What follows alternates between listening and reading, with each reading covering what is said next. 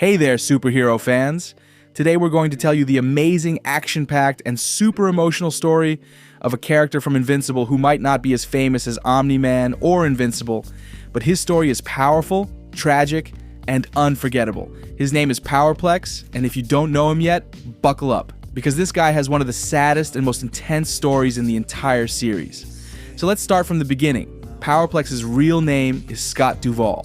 We don't know everything about his early life, but we know something terrible happened to his family. One day, when Omni-Man and Invincible were fighting in the middle of a city, buildings were falling down, things were exploding, and people were running for their lives. Scott's little sister was working in one of those buildings, and she didn't make it out. She died during that huge battle. Scott was heartbroken, and even worse, he blamed Invincible for what happened. And that day, he made a promise.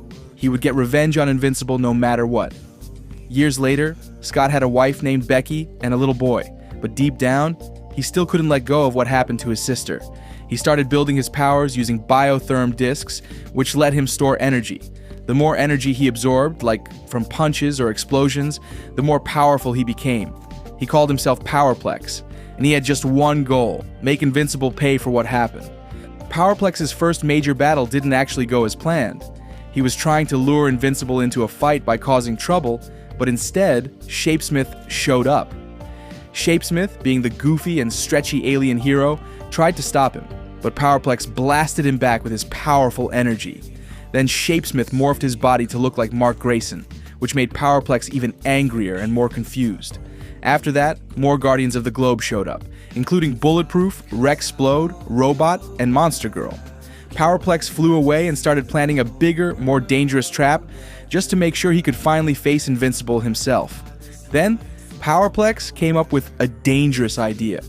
He asked Becky and his son to pretend to be hostages, thinking Invincible would rush in to save them.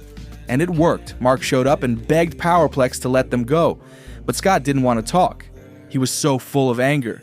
He told Mark about his sister and how he blamed him for everything. Mark tried to apologize, but Powerplex didn't want to hear it.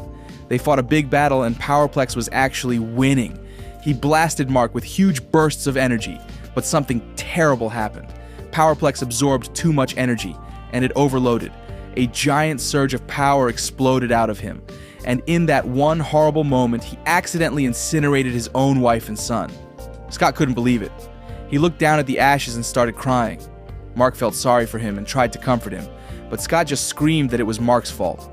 Mark realized how Powerplex's powers worked and used a smart move. He grabbed him in a big bear hug and made him burn out all his energy. Then he flew him to Stronghold Penitentiary, a high-security superhero prison. Even while locked up, Scott told Mark, "Someone will mess up, and when they do, I'll find a way to kill you." But Scott's story didn't end there. A bunch of evil versions of Invincible from other dimensions attacked Earth. During the battle, Powerplex escaped the prison and was ready to go after Mark again.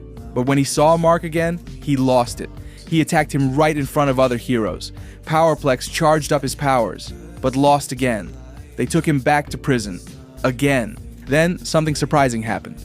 The government gave Scott another chance. Cecil Stedman, the guy in charge of keeping Earth safe, recruited him for a superhero team called the Actioneers. Powerplex started fighting villains and helping people. He was trying to be a hero even though his heart was still full of pain. But when he heard about Las Vegas being destroyed during a fight between Mark and a villain called Dinosaurus, Scott lost it. He saw Mark flying home and attacked him, screaming that Mark would never be forgiven. Mark, exhausted and hurting, told Scott that he carried the weight of every single death with him. And then he said something that made Scott stop. He reminded him that Scott was the one who brought his wife and son into that hostage plan, not Mark. Scott realized the horrible truth. He was the one who caused their deaths. He broke down crying and was taken back to prison. But in time, Powerplex was released again for one more mission. He helped fight off a huge alien invasion by creatures called the Flaxans in London. And this time, he actually helped save the day, thanks to his powers and teamwork with Monster Girl. It looked like Powerplex was finally starting to find some peace, maybe even becoming a real hero. In the end, Powerplex didn't get a huge dramatic ending like some of the other characters, but he made a final appearance during one of the scariest events in the whole series, the death of everyone. When people thought Invincible was dead, Scott was one of the many who saw the news on TV. He didn't cheer. He didn't smile. He just watched, maybe thinking about everything that had happened. Thanks for watching, everyone.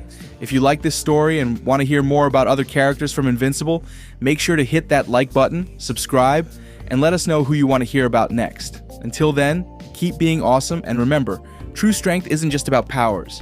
It's about doing the right thing. See you next time.